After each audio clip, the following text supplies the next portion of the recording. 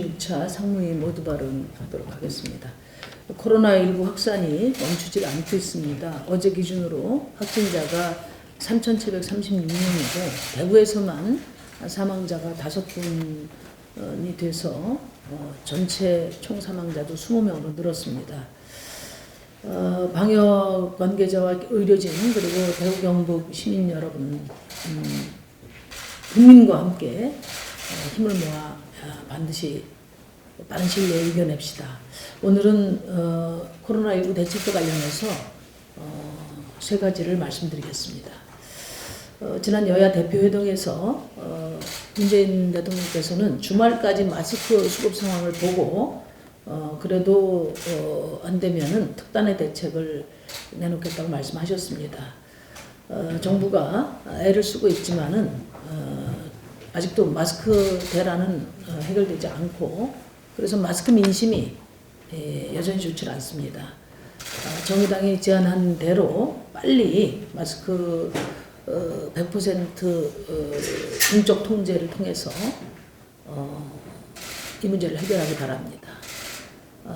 금년간에 저희가 제안한 마스크 100% 공적 통제와 전량 매수를 통한 그런 무상지급이 시급한 대구 경북 또 요양원 그리고 산후조리원 등 취약계층에서부터 추진되기를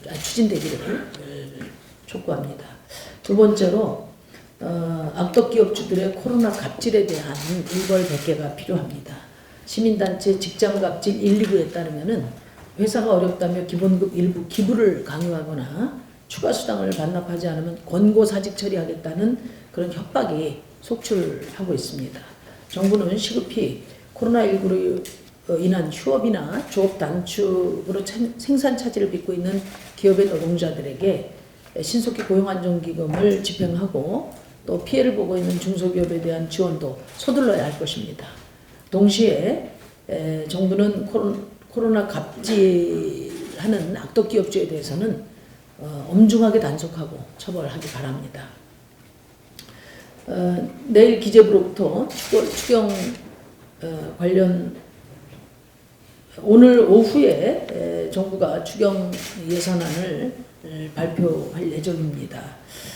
정의당은 과거에 주로 금융지원과 세제지원 등 간접지원에 머물렀던 한계를 극복하기 위해서 이번에는 코로나19의 직접적인 피해 당사자들 또 대구 경북을 포함한 피해 지역, 중소기업 자영업자 등 피해 업종에 직접 지원을 확대하도록 요구한 바가 있습니다.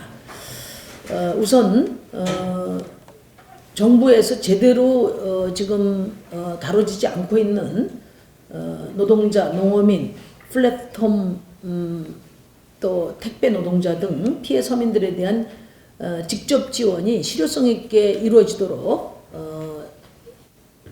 추경 협의를 해나갈 생각입니다. 두 번째는 정부가 자영업 대책으로 착한 임대인 지원책을 발표를 한 바 있습니다. 그러니까 임대료를 깎아주는 임대인에게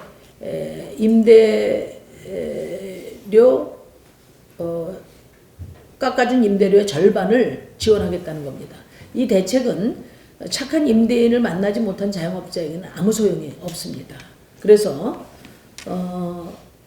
정부는 심각한 영업 손실을 입고 있는 중소자영업자들에게 중소자영업자 문제를 해결하기 위해서 1조 7천억을 편성해서 전월 대비 영업손실 30%를 직접 보전하자는 정의당의 안을 적극적으로 검토해 주길 바랍니다. 셋째는 지금 대구 경북의 의료 인력과 물자가 절대적으로 부족합니다.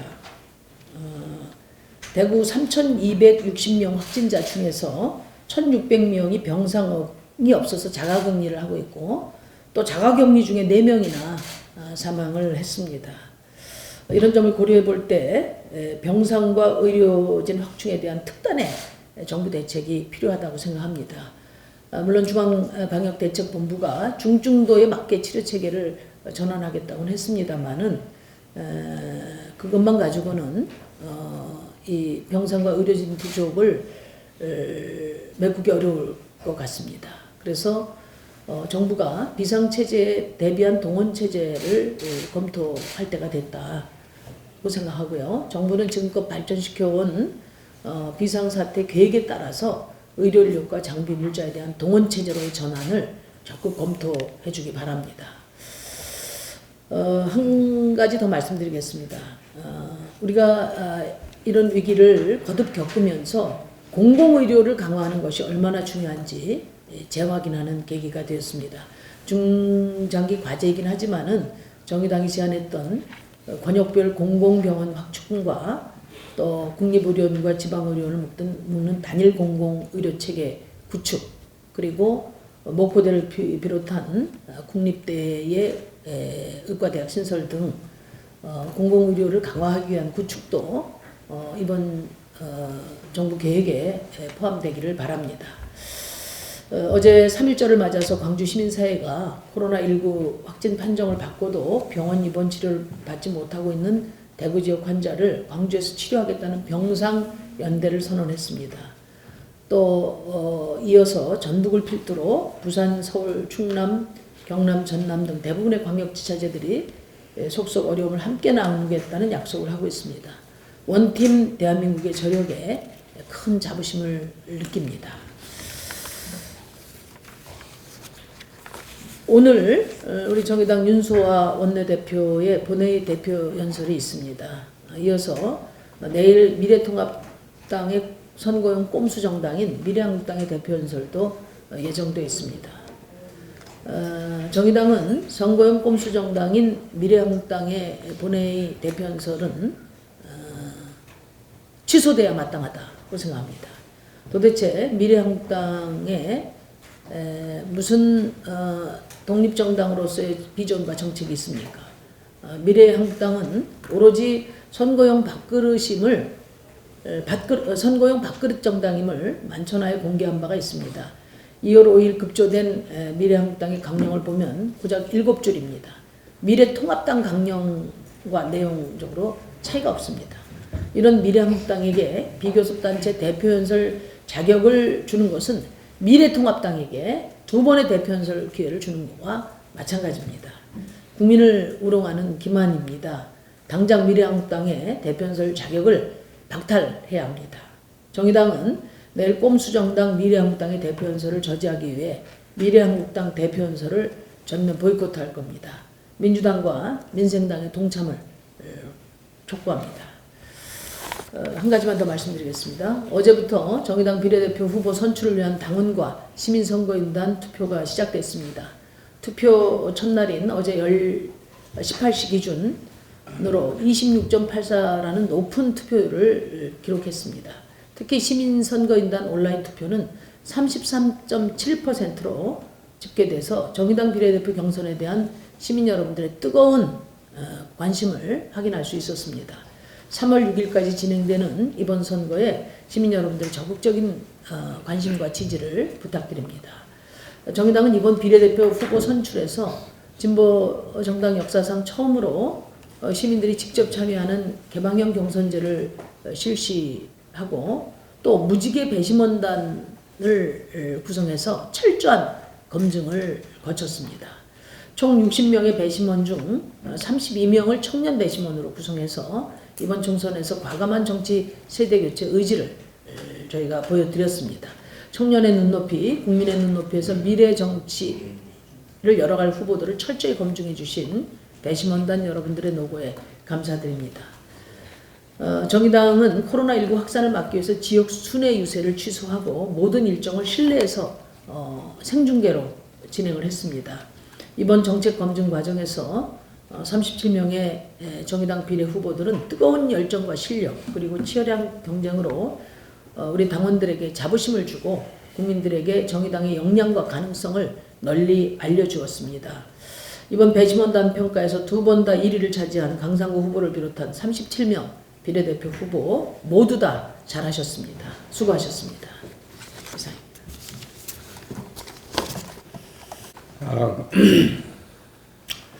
코로나19의 지역사회 감염의 대규모 확산에 따라 완벽한 차단은 이미 불가능한 상황이 됐습니다. 이제 코로나19를 대응하는 전략은 확진자 발견과 이동 동선 확인, 접촉자 격리 등 봉쇄 전략에서 지역사회 확산을 지연시키고 주민의 건강 피해를 최소화하는 완화 전략으로 방향 전환이 필요합니다. 이를 위해 격리와 차단의 단기적 처방에서 의료 전달 체계 정비, 필수 의료 인력 확보 등 중장기적 대응책을 동시에 구축해야 합니다.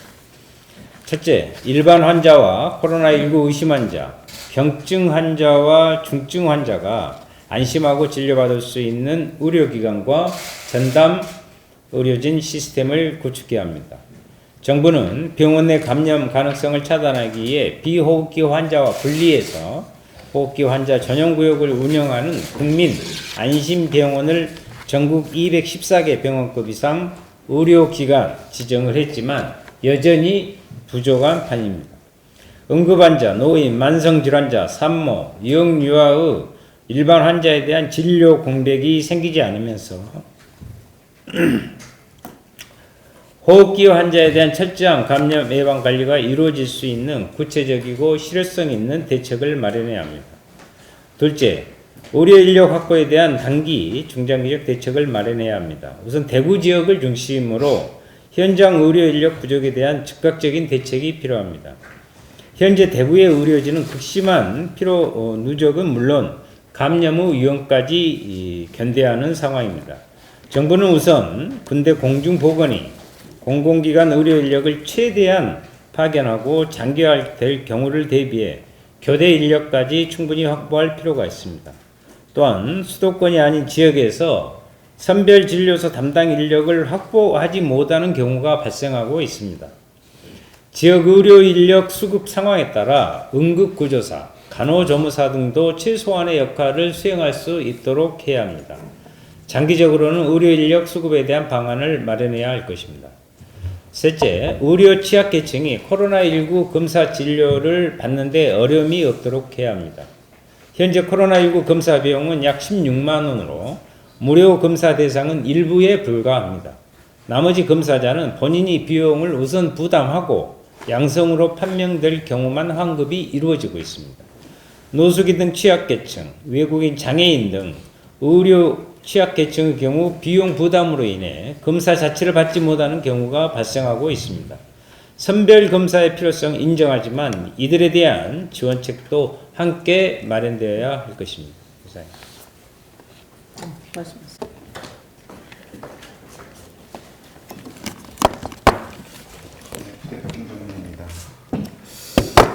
어제 우리 당 심상정 대표는 기자간담회를 통해 민주당의 비례위성 정당에 대한 입장을 밝혔습니다.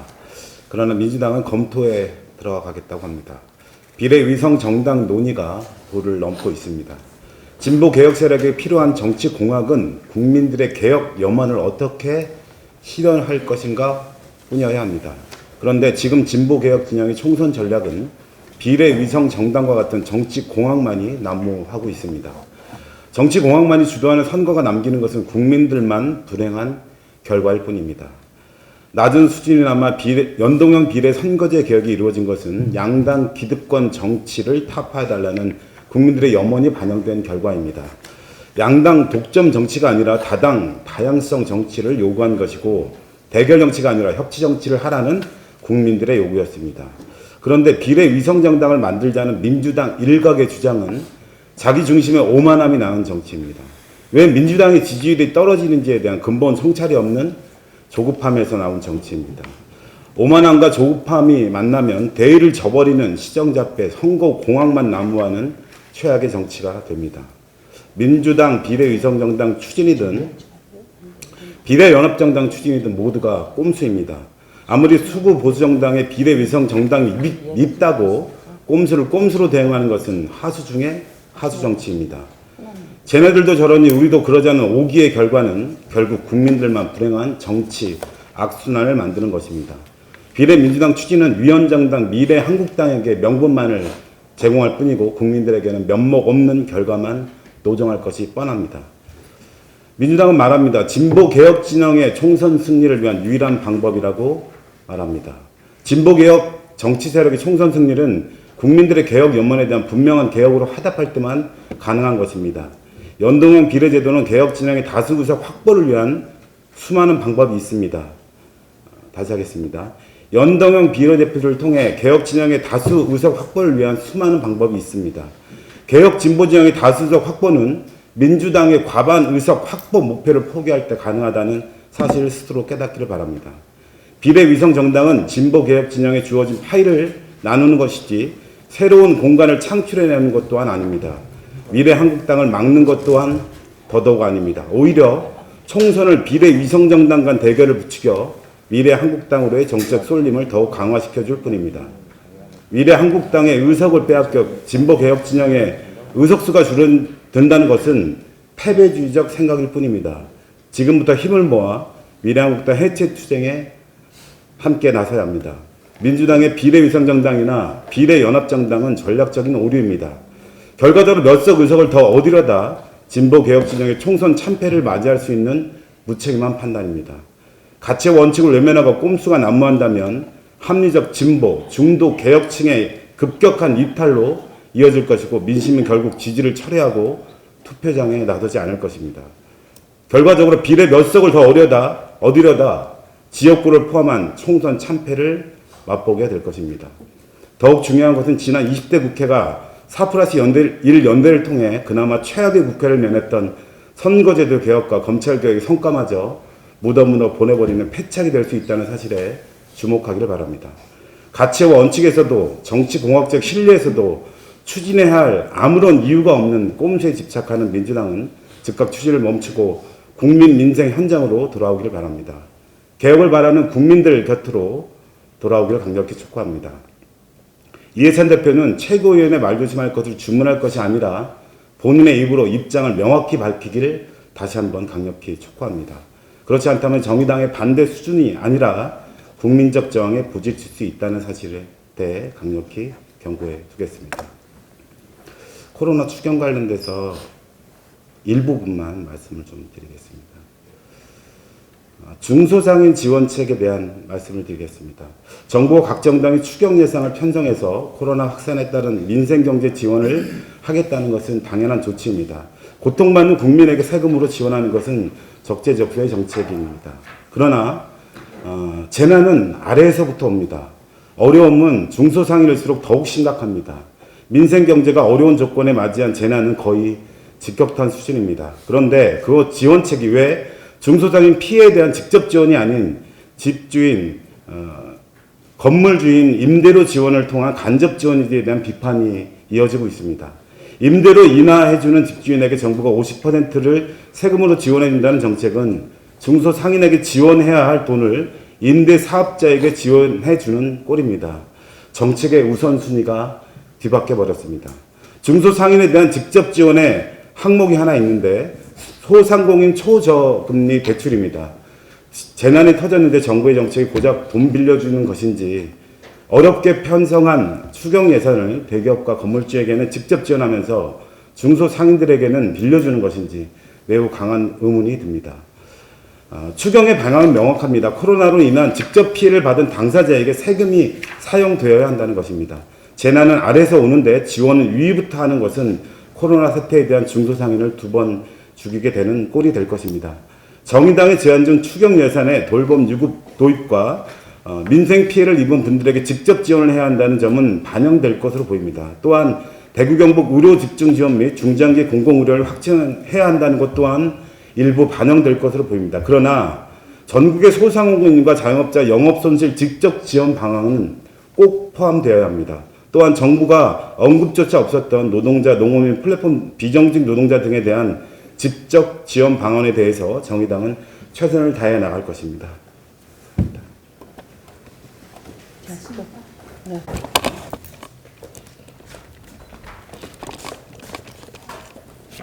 네, 시간 관계상 두 개 중에 하나만 하고 하나는 서면으로 대체하도록 하겠습니다. 고 문중원 열사 분향소 침탈 관련해서 말씀드리겠습니다.